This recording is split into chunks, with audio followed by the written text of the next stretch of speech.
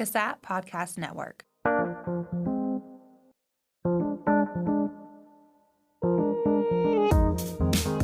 Welcome to Season 5 of CASAT Conversations, a holistic look at mental health. Join us for a series of thought-provoking conversations that delve into the vast dimensions of mental well-being. From the intricate link between physical, emotional, and spiritual aspects of well-being to the latest scientific research, practices, and therapies, we navigate the multifaceted landscape of mental health together. We hope you enjoy today's conversation.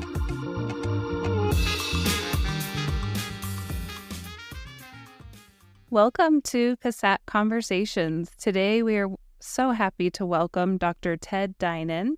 Dr. Dinan is Professor of Psychiatry at University College Cork. Welcome, Dr. Dinan.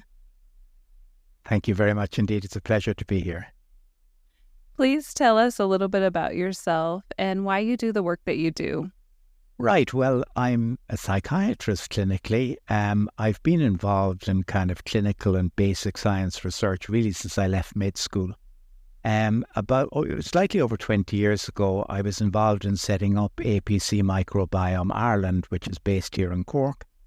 And the segment that John Cryan, my colleague, and I have ran over that period of time largely focuses on how gut microbes influence brain function. So we work on the brain-gut microbiota axis. Now, when I started off after I left med school and when I begun research in this area, people spoke about the brain-gut axis. And at the time, of course, the microbes within the gut were largely ignored. We regarded them as commensal. They didn't do us any harm, but didn't do us any good either. And it's really, I suppose, only over the last 20 years that the microbiota has become such an important part of the brain-gut axis. And that's really what I've been focusing in on. I mean, from a clinical point of view, I've published quite a bit in the area of depression, and particularly treatment-refractory depression, difficult-to-treat depression. And clinically, that's what I've tended to focus on. Awesome. Well, I'd love for you to share with us a little bit more about your research findings on the connection between our gut microbiota and its impact on mental health. Right. Well, gut microbes undoubtedly influence how the brain operates. And, I suppose that's most starkly illustrated in a series of studies we did in germ-free animals. We have a germ-free facility here in Cork where we can breed animals, mice, without any gut microbiota. And what we find essentially is that if an animal doesn't have a gut microbiota, has no microbes in its intestine, its brain does not develop normally. We find that myelination, which is the sheath, myelin sheets, are the sheets that cover the neurons. The myelination patterns are abnormal in animals who are germ-free. Neurogenesis, which is the formation of new neurons in the brain, doesn't take place normally in animals who are germ-free. And overall, the connections between the neurons in the brain are abnormal. We've largely focused on serotonin because, well, I suppose it's an important neurotransmitter in the human brain. And we find that the serotonin system does not develop normally in these germ-free animals. So I think that's the most, I suppose, basic evidence that, in fact, we need a microbiota in order for our brains to develop normally. And not only do we find anatomical differences in these animals, but behaviourally they're far different as well. Mice are like us, they're quite sociable creatures, and if you give a mouse the opportunity to interact with another mouse or with an inanimate object like a pen or whatever, it will interact with the other mouse. But not these animals who are devoid of a gut microbiota. They basically, if you give them the opportunity to interact with a pen or another mouse, they're as likely to interact with the pen as with the other mouse. So I don't like the term autism because it's too bandied about these days. It's very loosely defined. But I suppose in lay parlance, these animals do show autistic patterns, basically. So they're anatomically different, and their behaviour is abnormal as well. It's so fascinating. Yeah. Now, I mean, I suppose the question then is, how do gut microbes talk to the brain? Because if they're as important as I'm claiming that they are, how do they actually talk with the brain? And that's something that we've certainly been exploring, over the past 20 years. There are a few important routes of communication. The vagus nerve is that long meandering nerve that connects the brain and the gut. And it really connects the brain and most internal organs, not just the gut. But we find that certain microbes can only communicate with the brain when the vagus nerve is intact. We showed, for instance, that certain strains of bacteria cannot communicate with the brain if the vagus nerve is for any reason severed. So the vagus nerve, it's bidirectional. I mean, it does send signals from brain to gut and from gut to brain. So it is a bidirectional communication route, but undoubtedly it's a route that some microbes use to talk to the brain. Now, other routes of communication would include, for example, the production of short-chain fatty acids like butyrate and propionate, and they're produced by the metabolic activity of microbes acting on fibres in the gut. We can't generally produce short-chain fatty acids like butyrate or propionate, and they influence organs throughout the body, including the brain. Now, we're not, there was a lot of emphasis on how these short-chain fatty acids acted through what are termed G-protein coupled receptors in the brain. I'm not sure that that's an important route of communication. But what I do believe is that butyrate has the capacity to influence the way genes function in the brain. Butyrate in particular is a powerful HDAC inhibitor, so it actually is an epigenetic regulator. It regulates the way in which certain genes in our brain actually operate. Another route of communication is, and this is a route that many listeners will be familiar with, it's tryptophan is the building block of serotonin. And when I was a medical student, and indeed when I was a resident in psychiatry, we were taught that all of the tryptophan came from the diet. And undoubtedly, there is an important dietary source of tryptophan. But what is clear is that certain microbes, particularly bifidobacteria, can actually synthesize tryptophan. So microbes are another important source of tryptophan. And the human brain has very limited storage capacity for tryptophan. We don't store it in any quantities. So we need a constant supply of it crossing the blood-brain barrier and being converted into serotonin. Now, serotonin, as many listeners will know, is involved in regulating mood and regulating appetite and sleep. It's involved in a variety of physiological processes. And we believe that certain gut microbes can influence that. Of course, in relation to stress, the gut microbiota plays a very key role in regulating the hypothalamic-pituitary-adrenal axis. So the release of cortisol, the main stress hormone in humans, its release is regulated by a number of things, but is undoubtedly regulated by microbes in the gut. It was Pseudo and his group who were the first to, so 20 years ago now, well, almost 20 years ago now, showed that in the absence of a gut microbiota in mice, you got big increases in corticosterone. Now, corticosterone is the rodent equivalent of cortisol. And basically, if an animal doesn't have a gut microbiota, the corticosterone levels are much, much higher. And we've certainly found, a relationship between the gut microbiota and cortisol levels in humans as well. So they're some of the ways. They're not all of the ways, but they're some of the ways in which gut microbes actually talk to the brain. And in that same kind of thought, or, there's this connection between the cortisol and the brain, or the microbiota, and I'm going to mess up how I want to ask this question. But I'm curious, like, what that relationship is. Like, is it bidirectional? Like, you get stressed and then increase in cortisol, or if you're the microbiota, do you have less tolerance for stress? I guess that's my question. Yes, the answer is it is bidirectional, because undoubtedly if we're stressed, the gut microbiota becomes altered. We show that in animals, and we've shown it in humans as well, in depressed patients. If people are stressed, their gut microbiota alters. But in turn, the gut microbiota has the capacity to suppress cortisol output. So there's a loop there. We've shown that, for instance, certain psychobiotic or probiotic bacteria, which when ingested will suppress cortisol levels.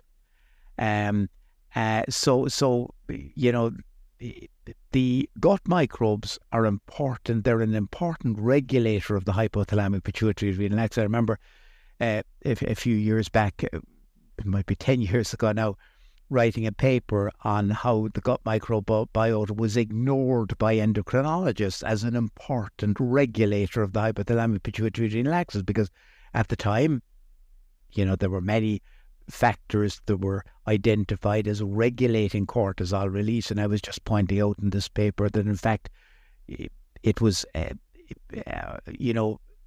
very narrow perspective on cortisol release, and that, in fact, certain microbes most definitely were important in regulating the release of cortisol, and that if we were going to look take a holistic view of the hypothalamic-pituitary-adrenal axis, that we had to really incorporate the microbiota within that regulatory system or framework. That makes sense. I'm curious, how does all of the research that you do, as well as colleagues, how does that impact your own clinical practice? Well, I think in my own case, what it has done is, I suppose, patients have been very generous with their time, and they've enabled me to do studies, we were one of the first groups to show that the gut microbiota in people who were depressed, there were clinically depressed patients attending my clinic, had a less diverse gut microbiota. I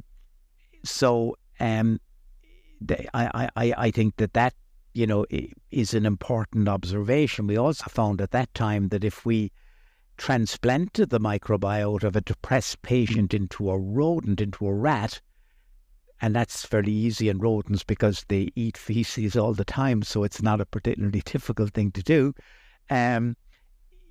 that the rodent who had the transplant from a depressed patient as opposed to a healthy subject showed very significant changes. That if the animal had a microbiota from a normal healthy subject, there was no change in their behavior or their endocrinology or immunology. But if they had a transplant from a depressed patient, certain inflammatory markers increased, their alteration of tryptophan was altered, and their behavior became more depression-like. So I think, that we didn't expect that. That was very counterintuitive, but it certainly is a solid observation. How has my clinical practice changed in terms of what I do? Well, I think what I do now that I wouldn't have been doing 15 years ago or 20 years ago certainly is I'm inclined to look at patients' nutrition and their exercise patterns in a way I didn't previously. I never looked at nutrition previously, and most psychiatrists do not. There are some exceptions, but as a general rule, we as a profession do not look at nutrition. And I certainly, if a patient has depression and they have a diet that is rich in fast food or processed foods, I really advocate that they reduce the intake of processed foods. I give them nutritional or dietary advice. I do think that exercise is absolutely fundamental in the management of depression. It really is. If we could take whatever exercise does and put it into a capsule, it would be the best antidepressant we've got. We can't do that at the moment. But exercise and nutrition, I think, are fundamental to the management of depression. And I think that has definitely changed my practice. It isn't that I don't use drugs. I do use antidepressants. It isn't that I don't use cognitive behavior therapy. I do. But I do think that those psychological and physical therapies work best in an environment where somebody is on an optimal diet and exercising adequately. And what are some of those nutritional recommendations? Well, I think I've mentioned the things to be eliminated. I do think that processed foods are really bad, and a diet that is resplendent in fast food is really a diet that is leaving oneself open to mood disorder or stress-related problems. But in terms of the things that people should be taking in, I think that fresh fruit, vegetables are essential. I think nuts are a good source of nutrients. I think that fermented foods are excellent. I think fish is important. I think there are some of the more important things. Now, there are problems with that. I mean, no, on the positive side, there are far more fermented foods available in our shops now than were ever available in the past. I mean, when I grew up in Cork, there was yogurt. That was basically it. There were no other fermented foods in Ireland. I'm sure it's true as most cities. It's not just here in Cork. But of course, now you go into any decent food store and you'll see things like kefir, kombucha, various fermented foods. And I would advocate that if somebody is depressed or prone to depression, that they have that they vary the fermented food that they're taking in. I wouldn't just say that just take yogurt, because that'll be one. There's usually only one probiotic bacteria in a yogurt, whereas there's a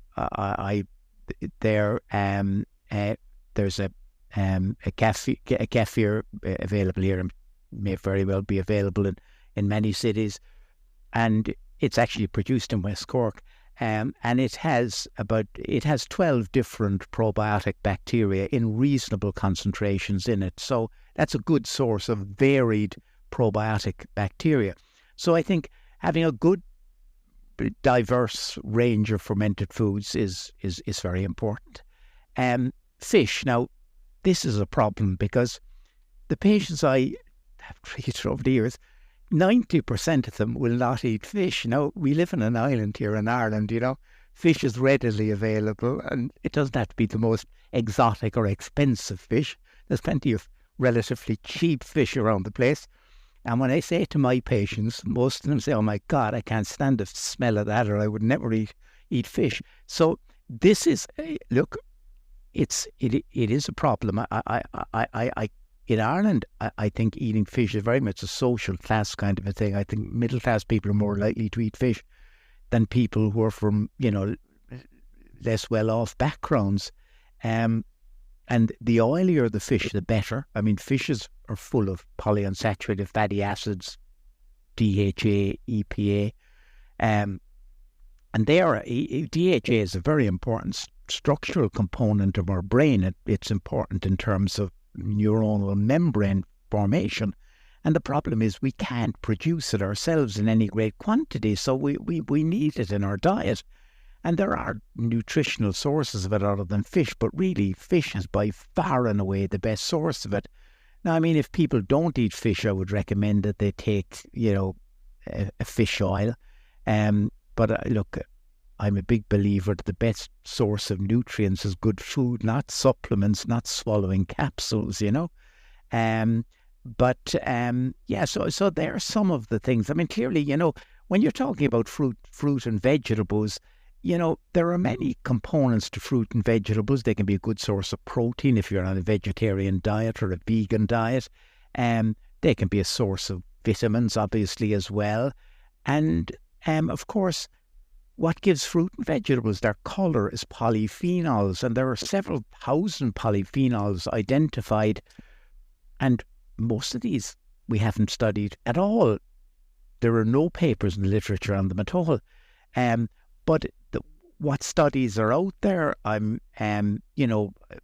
listeners would be familiar with resveratrol in red wine. That's a polyphenol that's been associated with, good health outcomes. We've published on xanthohumol and some other polyphenolic compounds as well, but most polyphenols have not been studied. Curcumin is another polyphenol, I suppose. A lot of claims are made for curcumin. I was always skeptical of some of these claims that they were antidepressant and they were good for arthritis, good for this and that, and good for Alzheimer's disease and good for everything. What slightly changed my mind about them is this. My skepticism was largely due to the fact that in the case of curcumin, it is not absorbed from the gut in any concentration worth talking about. So does it get to the brain? I would suggest probably not in any quantities that are meaningful. But what it does do, and this has been clearly demonstrated and documented now, is it brings about increased diversity in the gut microbiota. So it may very well be that the positive benefits of something like curcumin are actually established by bringing about increased diversity, because there's no doubt about it that increased diversity is associated with good health. We all want to age healthily, and one of the things that happens as we age, particularly if people become frail, is you see a decreased diversity in the gut microbiota, and decreased diversity is followed by frailty very rapidly in the elderly. So I do think that polyphenols in fruit and veg, and they're not the only compounds of fruit and veg, there are many others that are beneficial, but I do think that these polyphenolic compounds like resveratrol can have major health benefits. That is super helpful information. You said that you prefer food versus supplements. I'm curious your thought on people taking a probiotic and its benefits, or stick more to the fermented foods. Well, I suppose the advantage in the probiotic is that you're probably taking in much higher concentrations of the bacteria. The problems with probiotics, and I'm not against supplements entirely, I'm largely against them, but not entirely against them. I think if you're a very healthy person and you're not suffering from any sleep disorder or stress-related problem, I would suggest sticking to fermented foods. That would be my view. The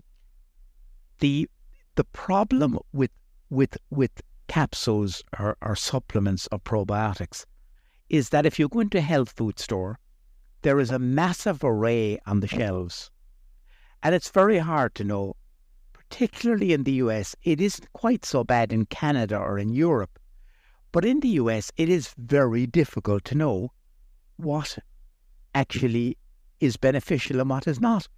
I mean, in a recent article, I was interviewed there by The Economist, I think last year, and I described the situation with probiotics in the US as a bit like the Wild West, because there are supplements on the shelves that don't even have live bacteria, not to mind things that could do any good.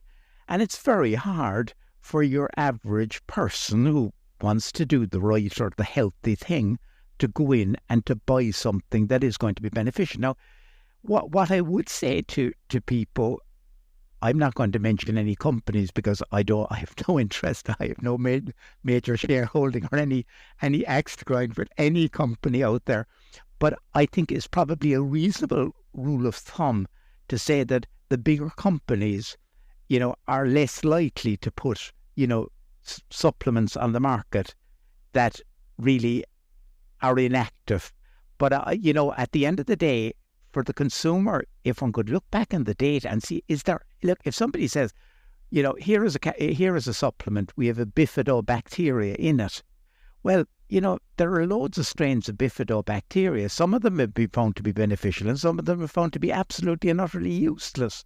So, it's important to, and look, people are busy. They don't have time to be going and looking up the data. But if you really want to take a supplement, you probably should look up the data. Is there data out there to suggest that this supplement actually works in what it is claimed to work. Or, because people take supplements for IBS type symptoms, they take supplements for, probiotic supplements for stress, they might take probiotic supplements for sleep. And there are data sets out there for IBS, for sleep, for stress. But then there are things on the market that are claiming to be effective in all these things, and they're absolutely and utterly useless.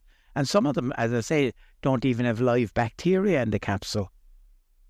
Well, and I'm curious about the future of medicine as it looks at the microbiome, because it seems like, and maybe this is a misperception, but it seems like taking a patient-centered approach and actually looking at that person's diversity and then treating what they're missing makes the most sense versus just kind of a throw it all at the wall. I think that's where we're going. I don't think we're there yet, though, because, the problem really is, if you ask me what is a normal microbiota, I couldn't define it. People talk about dysbiosis, which is an abnormal gut microbiota. Now, if you've eaten, a dodgy hamburger and there was a dodgy bug in it, well, if it's in your microbiota, that's a dysbiotic microbiota.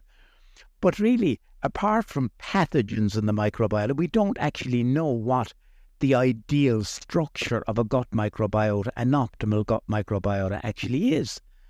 And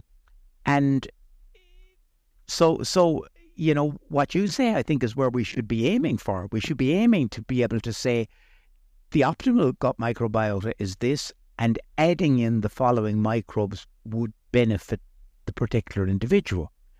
Now, there are a lot of companies out there purporting to offer microbiota analysis. I can't see what the rationale for that is at all, because we don't know what a normal microbiota is. So you get a big long string of strains or whatever, of bacteria that are in your intestine. And so what? It's not telling you anything, and maybe some, quack doctors might say you need to take X, Y, and Z because your microbiota reads this. This is rubbish.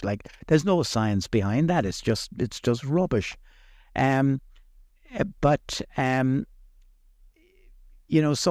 I agree with you. I think that we should hopefully get to a point where we're able to advocate taking certain things. But remember that when we talk about probiotic bacteria, in general, we're talking about tourists in the gut. We're not talking about colonizers. So, let's suppose you have low levels of, let's say, lactobacillus rhamnosus, right? Well, there are probiotic bacteria out there with lactobacillus rhamnosus in a capsule. If you take those, they'll go in the mouth and out the anus. They do not grow in your intestine. Now, that doesn't mean that they haven't an impact when you take them in. They may very well have. But I think it is important for people to realise that if you're missing a certain strain of bacteria, it doesn't mean that taking that particular strain will produce long-term benefits. In other words, if you found that a particular BIF was actually impacting you in a positive way because you have GI symptoms or whatever, it's likely that when you stop that, the symptoms are going to recur. They're not going to be gone because you've taken in that strain of bacteria and you've replaced the missing strain in your intestine, because the reality is that these bacteria don't grow in the intestine. Now, there are some exceptions to what I'm saying, but really they are exceptions. In the vast majority of cases, these are in the mouth and out the anus, and they do not grow in our intestine. It's all just fascinating. I'm going to circle back. You said something about it's not currently practiced in the field of psychiatry, really looking at nutrition and physical activity. Yeah. And I'm just curious what your thoughts are on why that is. I think that science often, needs, clinical practice often takes a while to catch up with science.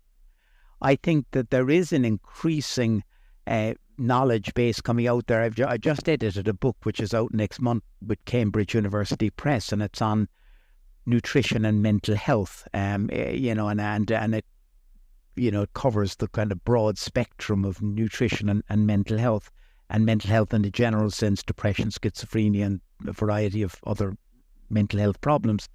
I think that, there are some clinicians now who are giving advice in relation to mental health. They're most definitely in the minority, but I really do think that it's just a question of, time. Most things do not catch on immediately. They take a while, and I think that this is one of these things as well. The same is true with exercise. And what exercise is. I have 25-year-olds or 30-year-olds coming into my clinic, and they, they've, you advise them to exercise, and a week later or 3 weeks later, they come into the clinic. Maybe they've been depressed, they're on an antidepressant, you tell them to take some exercise, and they come in and they say, yeah, I've been walking every day. And I say, well, how far? 1.5 miles, 2 miles. For a 25-year-old, walking 1.5 miles a day is just a joke. It needs to be vigorous aerobic exercise. And I do think vigorous is important. And the more vigorous, I even find, for all sorts of reasons, I love running. I have since I've been able to walk. I've ran, I still run marathons, whatever. But, if I want to really get a high from running, I really have to run more than 10 miles. I really don't, I run 5 miles. I did 5 miles this morning because, that's what I do in the middle of the week. I can't afford any more time than that. But, to really get a buzz, I really have to more than 10. Now, I'm not suggesting that if you're suffering from depression that it's easy to run. It is not. It's easy for me to say it. It's very difficult to do it. If you're depressed, it's very difficult to be motivated. But I do think that if you can motivate yourself, it really can have a major impact. And not just in people with depression. I have a patient, he's a wonderful young man, and he has schizophrenia. And he found this himself. I didn't tell this guy to exercise. I'm always telling depressed patients to exercise, but this guy has terrible schizophrenia. He has really terrible paranoid ideations and hallucinations or whatever. And he found out himself that, if he does run long distance, and this guy runs half marathons and he's quite a good runner, and he finds that when he runs vigorously, that his symptoms do improve. And there is evidence that both the positive symptoms in schizophrenia, which are the hallucinations and the delusions, and the negative symptoms, the kind of social withdrawal and so forth, that both the positive and the negative symptoms of schizophrenia do improve with vigorous aerobic exercise. And this guy found it out by himself. He just, he happens to be a runner, so he just found that, I'm better when I'm actually exercising. So I think there are many scenarios. Look, you take risk factor for Alzheimer's disease. A lot is written, and there's been a lot recently, I suppose, with aducanumab and the other antibody for treating Alzheimer's disease. But of course, one of the most important protective steps that any of us can take in relation to Alzheimer's disease is vigorous aerobic exercise. Mm-hmm. I love that. We also interviewed another researcher from Brazil on the impacts of physical activity and mental health, and he had a lot to say about that as well. I think it is very important. When you look at the effect sizes of these antibodies that are, well, there's two of them, aren't there now? One is on, the second is about to be launched in the US market. Neither of them are yet licensed in Europe. But the effect sizes are actually relatively small. If you want to take preventive measures that are significant, one of the things is a proper diet and exercise regularly. Mm-hmm. I'm curious, is there research that you can share with us about the impact of exercise on the gut microbiome? It's an interesting question. What I can tell you is that, this is not data from our lab because it's not something that we have published data on, but there is evidence out there that vigorous aerobic exercise does increase microbial diversity in the gut. I suppose the big question is, how does it do that? Now, when we exercise, our muscles produce a lot of different proteins that are released into the bloodstream. These are myokines. And BDNF, brain-derived neurotrophic factor, which is a trophic factor, is actually produced by muscle in the periphery. And I think it is likely that these myokines that are produced by the muscles we exercise when we're engaged in aerobic exercise, that they in some way influence microbial diversity. But really, although we know there is a relationship that people who exercise a lot tend to have greater microbial diversity, the precise mechanism through which this is established is not fully understood as yet. That makes sense. Circling back to nutrition and mental health, I'm curious if there are certain foods that might negatively impact mental health. You talked about processed foods, primarily in fast food, but I'm curious if there's any like macronutrients or different things that... Right. Well, I do think that, I suppose a lot has been written about trans fats, and there's been a concerted effort in Europe and in the US to reduce the levels of trans fats in food, because trans fats, which are found, let's say, in margarines and in processed foods, because they increase the lifespan of these foods, it's been long established that trans fats are bad for your heart, and that's why the levels are being reduced, because they're cardiotoxic, basically, trans fats. I think they need to be almost fully, if it is possible, to fully eliminate them from the food chain. But trans fats not only are cardiotoxic, but they're bad for brain function. So they're bad for brain health. So I think they're one element in the food chain that definitely have a very negative impact on both cardiovascular and brain health. The problem with we all, to some extent, I suppose, eat fast food intermittently. We live in a society where things move at a rapid pace, and it just suits to go and have whatever fast food. The problem with fast foods, if that's all you're eating, is that the nutritional intake is limited. It really is limited. At the end of the day, the term commenso comes from the Latin meaning eating at the same table, mensa and commensa. And, the microbes in our gut, we feed them. And in turn, they produce molecules that we require. Now, if we feed them badly, they're going to be a reflection of that. So if you have if the only thing you're eating is from the local fast food outlet, you are going to have a microbiota which reflects that, simply because the nutritional intake is not adequate. Now, different microbes require different things. I mean, personally, I have a sweet tooth. I mean, I love apple pie and I like sweet things. It's the one aspect of my diet that I'm not exactly proud of, but I have a very sweet tooth. I just enjoy.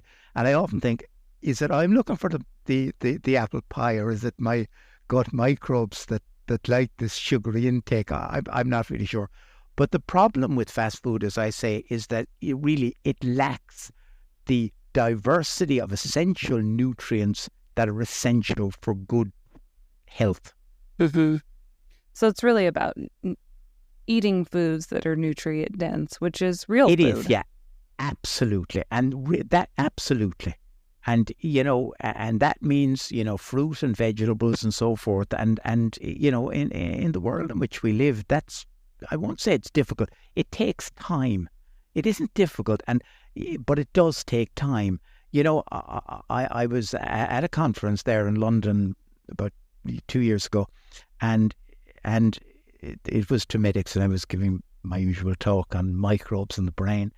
And this lady stood up, and she was a primary care physician in London, and she said, my patients don't have the money to eat the sort of diet you're talking about.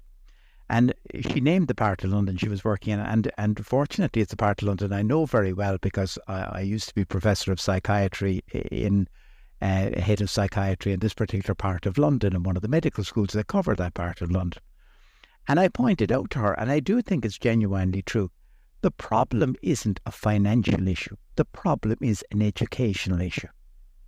There are vegetables that are grown locally in every state in the US that are cheap. Of course, you can eat imported fruit and vegetables, exotic fruits and exotic vegetables, and you can pay a lot for them.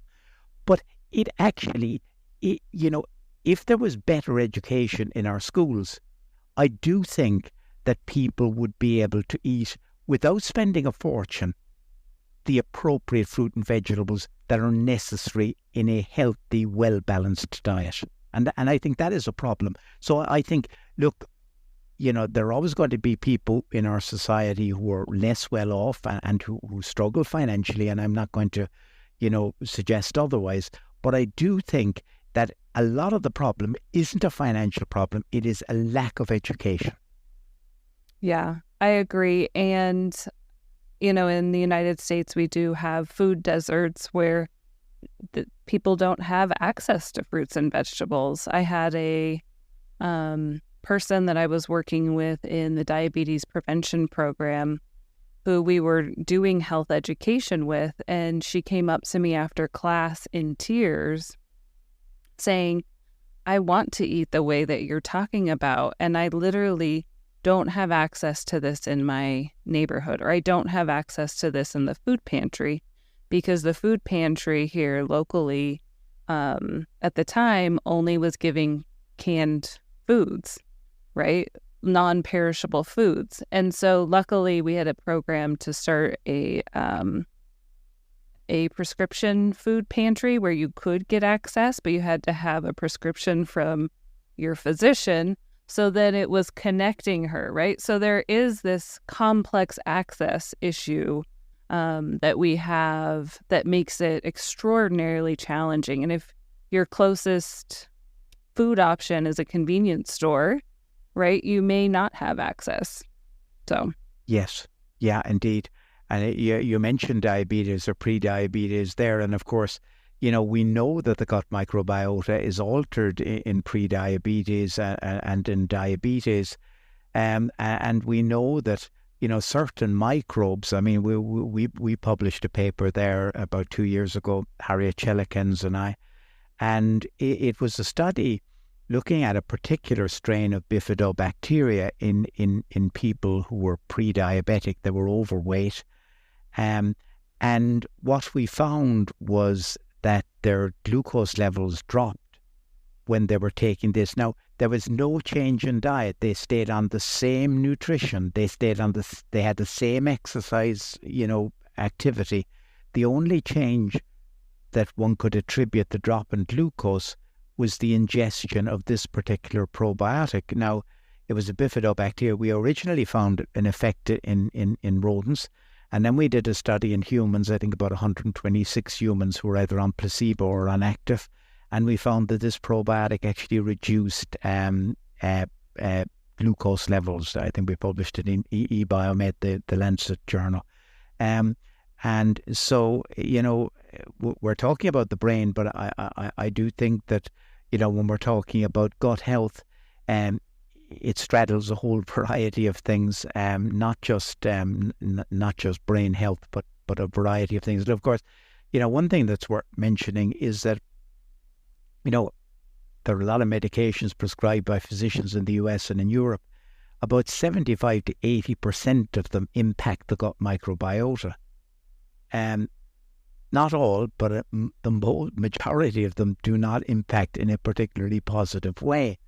I mean, if you take, one group of drugs, the proton pump inhibitors, they're widely available for treating peptic ulcer disease and so forth, and gastritis, and they impact the gut microbiota and not in a particularly positive way. So there are, so one needs to, and physicians need to be cognizant of the fact that certain treatments that might superficially seem very good, might have negative impacts. Now, I mean, there are drugs that have a positive impact. For instance, we've shown that lithium, which is widely used for treating bipolar illness, less so nowadays, although I think that's a mistake. I think there's a real, use for lithium and some patients who respond to it do fantastically well. But lithium actually increases diversity in the gut microbiota. But there are very few drugs that actually do. Most do not, and some not only do not, but they actually have a negative impact on the gut microbiota. And of course, related to that, I suppose, is the fact that, when you look at who are the people who take the most drugs, they're elderly people, aren't there? There are people who are on often 3, 4, 5, 6, 7 drugs for hypertension, type 2 diabetes, arthritis, God knows what. They come in with a raft of medications into the clinic. So they're in a lot of different things. And of course, there's no doubt we all want to grow old healthily. I mean, no one wants to live in a nil or unhealthy state, but really maintaining diversity in the gut microbiota is fundamental to maintaining a good physical health status as we mature. Because if you lose diversity, frailty follows rapidly. So I think maintaining that diversity as we age is important. And I think that physicians need to be aware that many medications that will be given for very good reasons could have a very negative impact on the gut microbiota, which could, in a counterintuitive way, impact the individual's physical status. Yeah, I mean, 70 to 80%, that's staggering. It is, yeah, absolutely. It's a lot, isn't it? It really is. That I think that's, fairly well established at this particular point in time. So with all of the research you've done to this point, I'm curious, where do you see the research going, or where do you see there's more research needed on this important topic? Well, I think that, for me as a clinician, what I think would be the really pivotal, I thought we'd have reached the point right now. I'll explain in a minute why we haven't. But for me, I would like to see a psychobiotic or a probiotic bacteria that was truly effective in treating milder forms of depression. Because mild depression is, compared to the depression I treat, is incredibly common. I mean, I treat the very severe refractory depression, but in fact, if you take primary care physicians, at least 1 in 3 people who come into their clinic either have a depression or an anxiety state. Seeing a psychologist is often difficult and can be expensive. Many of these people do not want to take an antidepressant, and I can understand why. I mean, they might be mildly depressed. I would like to see a psychobiotic out there, and I think there are 1 or 2 emerging psychobiotics that may reach the level I'm talking about. But I would like to see a psychobiotic that really had as much evidence as any antidepressant out there in treating milder forms of depression. I think that the impact would be enormous, because if you ask people, would they take something that was natural when they have mild depression, the overwhelming majority obviously would take a natural substance as opposed to a synthetic one. And there are, of course, scenarios where taking the natural substance has overwhelming benefit. Take, for example, pregnant women. I mean, what pregnant woman wants to take an antidepressant? Yet up to 20% of women become depressed during pregnancy or in the postpartum period. In Europe, we had this terrible problem back in the 1950s, apparently. It still hangs around today, because there were people born when their mothers took thalidomide, and thalidomide caused all sorts of deformities of limbs. Since then, the pharmaceutical industry doesn't want to know about any medication during pregnancy for obvious reasons. But, that is just a very specific example of a scenario where there's a common problem, i.e. depression is very common, and you would like a natural substance that if it didn't work was not going to do the baby any harm. So that is really, the majority of people who are suffering from milder forms of depression, I believe, would benefit from a natural occurring substance like a psychobiotic bacteria. Why is this not the case? Why, you might ask me, why the heck isn't there such a thing? I thought, if you asked me 5 years ago, I would have said that we would have had one now. I think the reasons are simple enough. There are 2 groups of companies in this area. There's food companies and there's pharma. the food companies operate on very small margins and don't want to do the placebo-controlled trials that I'm describing. The pharma companies who have the money to do those trials are not interested because they're not sure that they can protect the intellectual property if they do the trial. They have other problems as well, but mainly they're IP related. So very few companies have stood up and said, I'm prepared to do a 200 patient depressed subject study with a probiotic and a placebo. And that's the sort of study that's necessary, and that is expensive.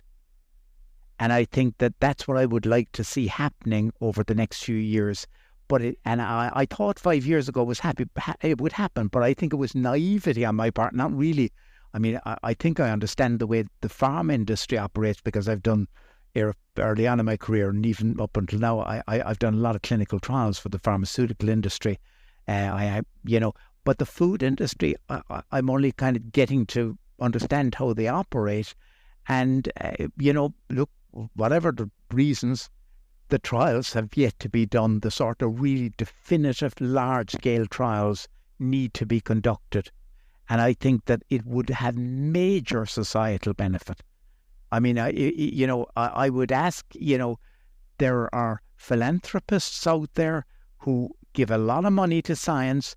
Well, I think if somebody wants to give, maybe, a few million to do the proper trial, then the societal benefit from that study would be absolutely enormous.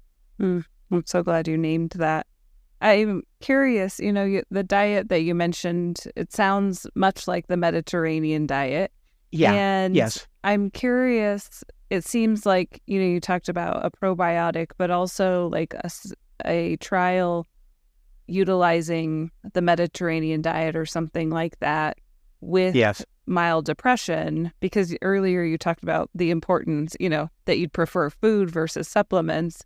And and we don't have that yet, as far as I know. No. Now, Felice Jacka at Deakin University has done one study, which I must say I think is an impressive study, where she took a group of subjects for 12 weeks, randomly assigned half of them to go on a modified Mediterranean diet and half of them to receive social support over the 12-week period. She measured the depression symptoms using the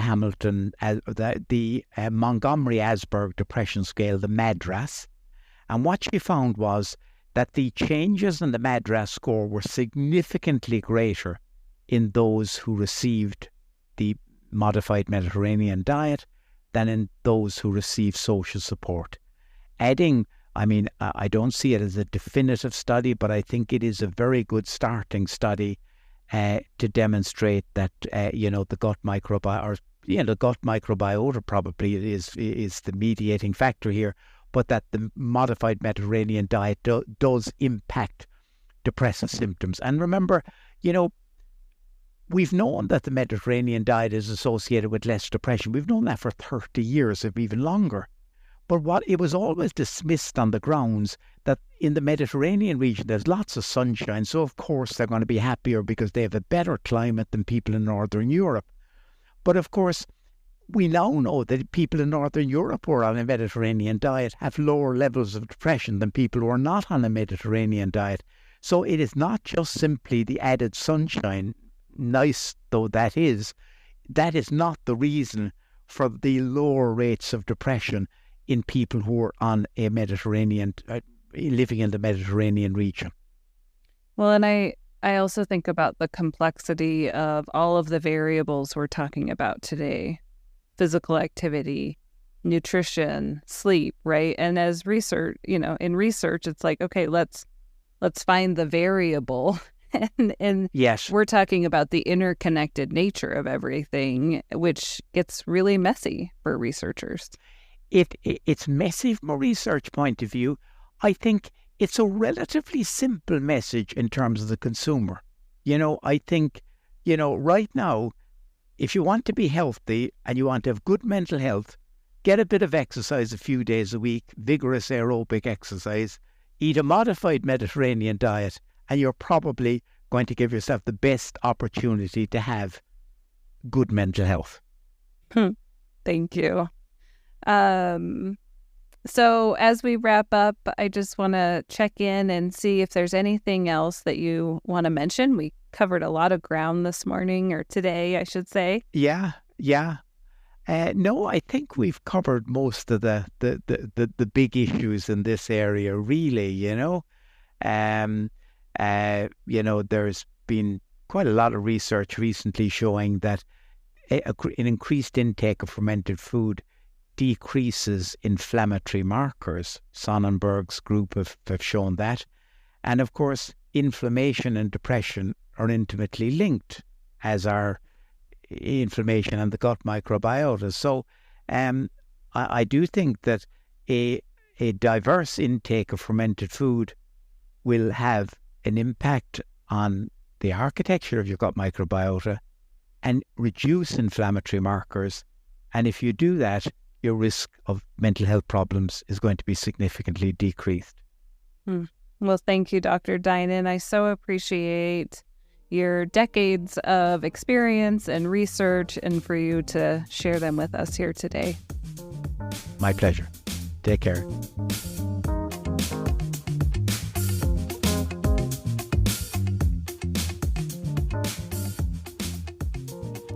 Thank you for listening to CASAT Conversations, your resource for exploring behavioral health topics. We hope you found today's conversation timely and meaningful. Please share this podcast with your friends and colleagues. If you want to learn more, visit us at our blog at casatondemand.org.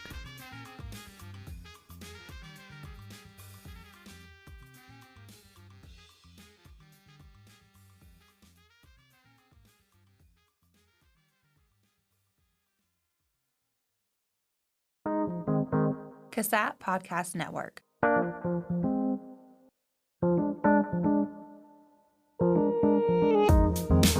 This podcast has been brought to you by the CASAT Podcast Network, located within the Center for the Application of Substance Abuse Technologies, a part of the School of Public Health at the University of Nevada, Reno. For more podcast information and resources, visit casat.org.